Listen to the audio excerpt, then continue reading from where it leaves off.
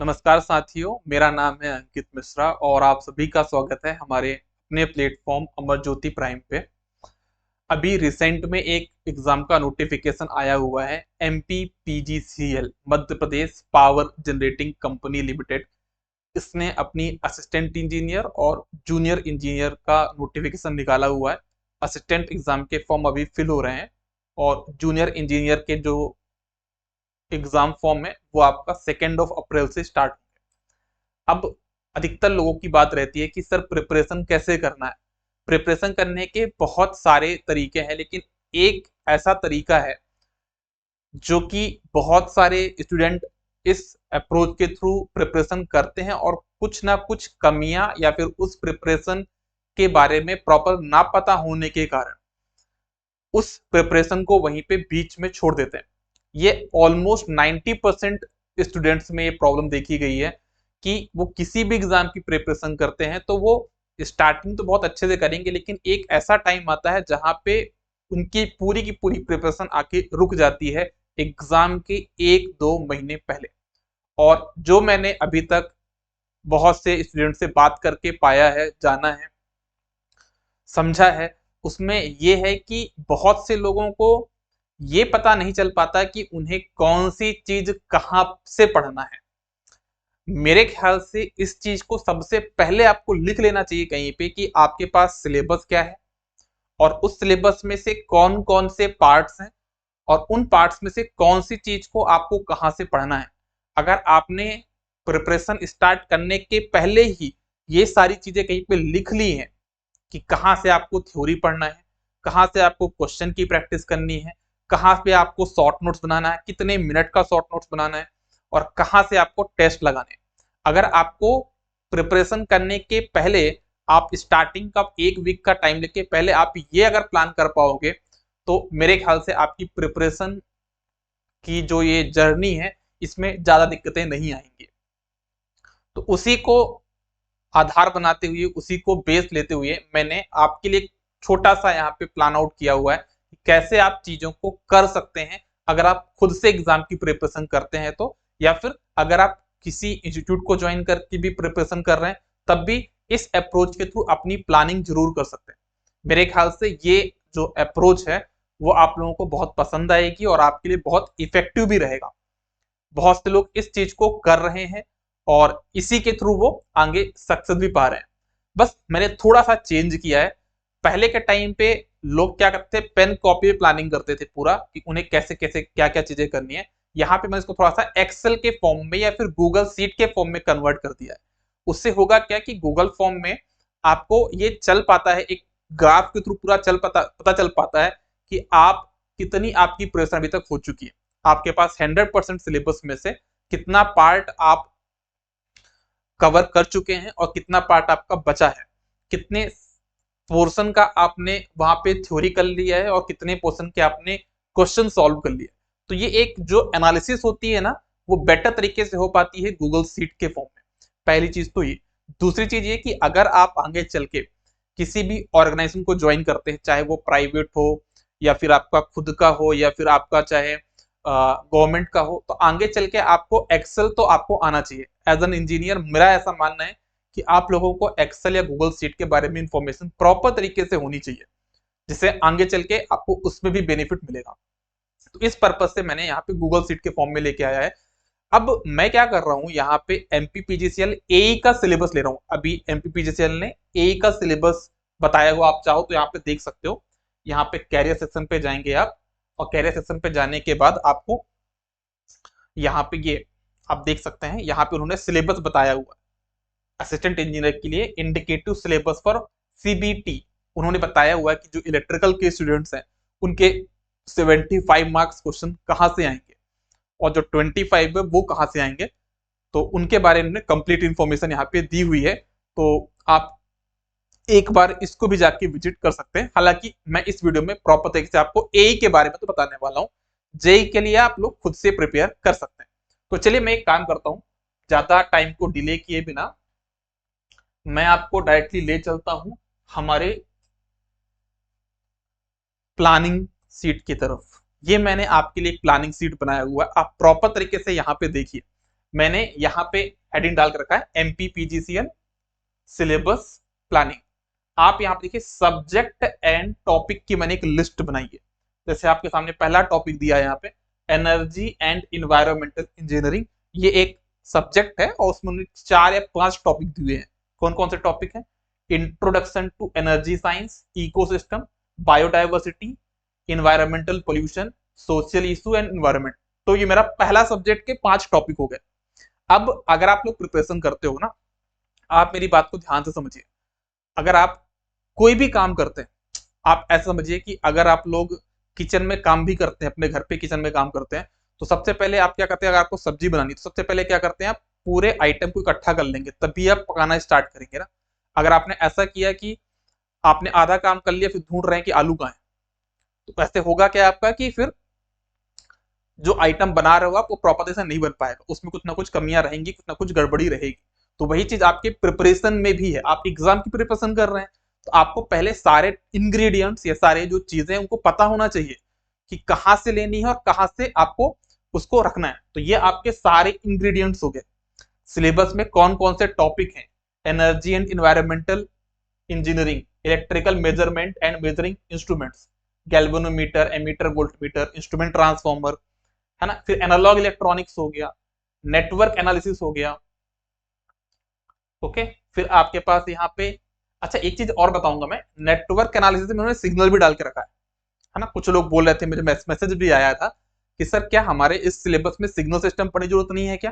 तो भाई इन्होंने तो कॉन्सेप्ट ऑफ सिग्नल दिया हुआ है, तो सिग्नल सिस्टम में से सिस्टम को आप भले ही हटा दीजिए लेकिन सिग्नल को तो कर लीजिएगा, है ना। तो ये चीजें हो गई। नेटवर्क फंक्शन भी आपको यहाँ पे दिया, 2 पोर्ट नेटवर्क, इलेक्ट्रिकल मशीन, पूरे मशीन दिए हुए हैं, पावर सिस्टम में ये पार्ट है आपका, पावर इलेक्ट्रॉनिक्स, डिजिटल इलेक्ट्रॉनिक्स, ये सारे आपके पास यहाँ पे पार्ट्स दिए। अगर आप किसी भी सब्जेक्ट को प्रॉपर से देखोगे ना, मैं आपको दिखाना की कोशिश करता हूँ। अगर आप यहाँ पे कंट्रोल सिस्टम का ही देखो तो कंट्रोल सिस्टम में आपको ओनली 4 टॉपिक, 5 या 6 टॉपिक्स, टोटल 6 टॉपिक, पूरा आपके 12 से 13 टॉपिक होते हैं पूरे कंट्रोल सिस्टम में, तो पूरा नहीं पूछा गया। तो मेरा आपसे एक सजेशन होगा कि आप पहले इन टॉपिक्स को तो पढ़ लीजिए, उसके बाद अगर आपको लगता है तो आप रिमेनिंग टॉपिक भी कवर कर लीजिए अपने अकॉर्डिंग, अगर आपके टाइम की सुटेबिलिटी है तो।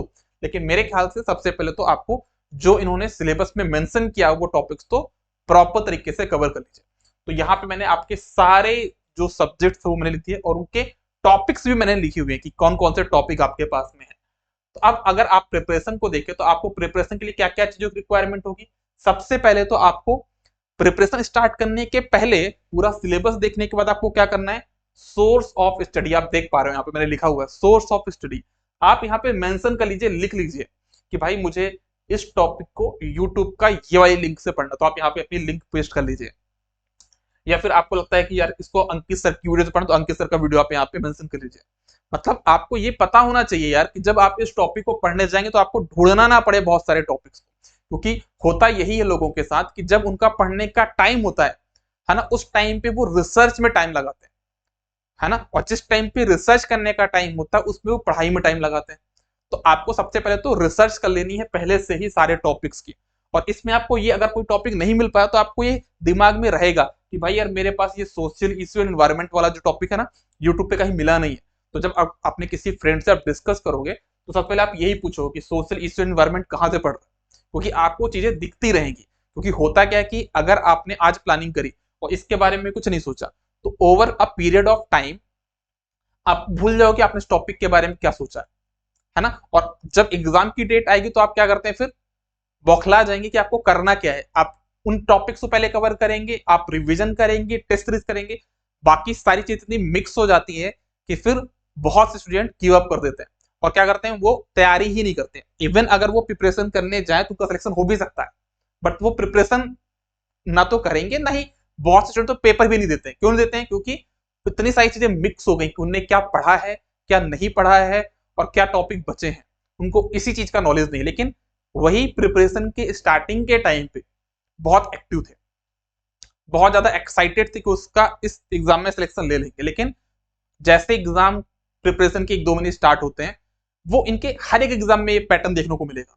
जो मैं ये बात कह रहा हूं और जो ये वीडियो सुन पा रहे हैं, अगर उनके अंदर ये लग रहा है तो आप समझ जाइए कि वीडियो आपके लिए ही है। है ना। आपके हर एक एग्जाम में यही चीजें होंगी, नॉट ओनली इन एमपीपीजीसीएल एग्जाम। आप एसएससी जेई का भी एग्जाम देंगे, स्टार्टिंग के टाइम पे आप बहुत मोटिवेटेड रहेंगे, बहुत एक्साइटमेंट के साथ प्रिपरेशन करेंगे, लेकिन 2 महीने बाद आप एक ऐसा टाइम आता है कि चीजें लगता है कि गिव अप कर दो। भले आपकी प्रिपरेशन बहुत अच्छी है, लेकिन तब भी आपका गिव अप करने का मन करेगा वहां पे, और बहुत से लोग करते भी हैं। तो सबसे पहले तो आपको सोर्स ऑफ स्टडी आपको यहाँ पे मेंशन कर लेनी है। फिर आपने ये मेंशन कर लिया, इसके लिए आप टाइम भी ले लीजिए। ऐसा नहीं कि मैं बोल रहा हूँ कि 1 घंटे में आप पूरा प्लान कर लो कहाँ से पढ़ना है। प्रॉपर टाइम लीजिए, 3-4 दिन का टाइम ले लीजिए, पूरा एक्सप्लोर करिए, यूट्यूब को पूरा एक्सप्लोर करिए, है ना। आप जितने भी आपके एप्लीकेशन है सब वहां पे जाके देखिए, आप एक कॉन्टेंट जितनी फैकल्टीज है उनसे बात करिए, जो भी आपको लगता है तो वहां से पहले आप ये चीजें कर लीजिए। बहुत से लोग तो क्या करते हैं कि एक कॉम्बिनेशन भी निकाल देते हैं कि भाई हमसे पूरा पढ़ लो, वो भी कर सकते हो, लेकिन आपको यही भी समझ जाना है कि हर एक फैकल्टी का टेस्ट अलग होता है और स्टूडेंट का टेस्ट अलग होता है ना। तो मेरे सब्जेक्ट जो मैं पढ़ाता हूँ, तो हो सकता है कि किसी स्टूडेंट को मेरे बहुत सब्जेक्ट बहुत पसंद आते हो कि अंकित सर ये सब्जेक्ट बहुत अच्छा पढ़ाते हैं, और कोई सब्जेक्ट आपको पसंद ना आते हो, तो वो आपके ऊपर डिपेंड करता है ना कि आपको कौन से फैकल्टी से क्या पढ़ना है, ठीक है ना। कौन से फैकल्टी से पढ़ने में आपको कौन सी चीजें आसान लग रही है, तो उस चीज के लिए भी आप यहाँ पे उसी के अकॉर्डिंग आप यहाँ पे मेंशन कर सकते हो, है ना। जैसे आपको लगता है कि ये टॉपिक अंकित सर से पढ़ना, तो आप यहाँ पे मेंशन कर लो, और साथ में अगर आपको लगता है कि किस यूट्यूब चैनल से पढ़ना है तो उसकी यहाँ पे लिंक भी डाल के रख लो, जैसे आगे चल के आपको उसको ढूंढना ना पड़ेगा यूट्यूब में कि कहाँ था वो मेरा चैनल, ठीक है। फिर आप यहाँ पे लिख लो थ्योरी क्लास। थ्योरी क्लास का मतलब क्या, जैसे आपने पूरी प्लानिंग तो कर ली, अब आता प्रिपरेशन करने का टाइम। तो प्रिपरेशन करने के टाइम पे आप यहाँ पे लिखते हो चलो आज क्या पढ़े हम लोग। आज हम लोग पढ़ते हैं, 1 मिनट से कर लो आप यहाँ पे, चलो एक काम करते हैं आज हम लोग मेजरमेंट ऑफ पावर पढ़ते हैं। तो आपने इसको 2-3 घंटे बढ़िया मन लगा के पढ़ा, जो भी नोट से पढ़ा, जो भी आपने यहाँ पे रिसोर्सेज लिखे थे उसके अकॉर्डिंग पढ़ा, और उसके बाद फिर आपने यहाँ पे लिख लिया कंप्लीटेड। आपने थ्योरी कंप्लीट कर ली ना, तो यहाँ पे आप लिख दिया कंप्लीटेड। फिर आप यहाँ पे ड्रॉप डाउन डाल दो, ड्रॉप बॉक्स टिक करने वाला डाल दो आप यहाँ पे कि भाई ये टॉपिक कंप्लीट हो गया, मतलब आपने इस टॉपिक का थ्योरी तो कंप्लीट कर लिया। फिर अभी बचा आपका क्वेश्चन प्रैक्टिस, तो अभी आज भी कर सकते हो, अगर आपके पास कोई छोटा टॉपिक है तो आज भी कर सकते हो, या फिर बीच में रेस्ट चाहिए आपको तो रेस्ट भी ले सकते हो, है ना। तो आप यहाँ पे जैसे कोई भी टॉपिक कंप्लीट हुआ आप वहां पे उसके क्वेश्चन प्रैक्टिस भी कर लो, उसका भी टिक कर लो। फिर आगे चल के आप मान लो उसी दिन या फिर किसी और दिन आपको लगता है कि ये मुझे शॉर्ट नोट्स बनाने, क्योंकि एग्जाम के टाइम पे मैं यूट्यूब की वीडियोस तो नहीं देखूंगा, है ना। तो उसके शॉर्ट नोट्स बनाने की भाई क्या क्या चीजें मैंने देखी, उसमें क्या क्या क्या इंपॉर्टेंट लगता है, उसके खुद से रिटर्न नोट्स आप बना लेते हो, तो वो आपने यहाँ पे लिखी, हाँ भाई मैंने टॉपिक कंप्लीट कर लिया। फिर एक मैं लिखा यहाँ पे रिवीजन। रिवीजन का मतलब ये है कि अगर आपको लगता है कि भाई इसका रिवीजन मुझे करना है, तो यहाँ पे रिवीजन करके आपने टिक कर दिया। जैसे मान लीजिए आपने मेजरमेंट ऑफ पावर को आज पढ़ा, तो यहाँ पे लिख दिया कंप्लीटेड। 2 दिन बाद आपने क्वेश्चन सॉल्व कर लिए, तो यहाँ पे लिख दिया कंप्लीटेड। शॉर्ट नोट्स नहीं किया, तो यहाँ पे रेड कलर में ब्लिंक होता रहेगा कि भाई ये टॉपिक अभी आपका रिमेनिंग है। तो आप जब कभी भी मॉर्निंग में सो के उठोगे ना, तो आप इस सीट को देखोगे और आपको फील हो कि हाँ भाई मेरे क्या क्या टॉपिक कंप्लीट है और क्या क्या टॉपिक अभी कंप्लीट नहीं हुए हैं, तो मैं उसके हिसाब से ही प्रिपरेशन करूँ।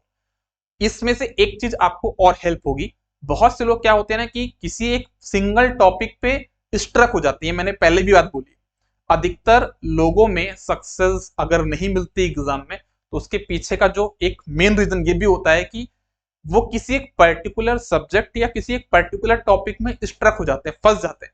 तो अगर आप इस सीट को देखोगे तो कोई टॉपिक अगर आपको परेशान भी करता, तो आप उसको वहां पे छोड़ के किसी दूसरे टॉपिक पे स्विच कर सकते हो, ठीक है ना। तो ये आपको पूरा एक फील दे कि भैया आप कैसे एग्जाम की प्रिपरेशन कर सकते हो। अगर आपको और लगे तो यहाँ पे बाजू में टेस्ट का भी डाल दो कि भाई मुझे टेस्ट लगाने हैं, तो कहाँ कहाँ से टेस्ट लगाने हैं और कौन कौन से टेस्ट लगाने हैं। तो एक इससे क्या होगा कि जब अपनी प्रिपरेशन स्टार्ट करोगे तो आपके पास एक प्रेशर रहेगा कि हाँ भाई मुझे करना है, भी बहुत सी चीजें बची है।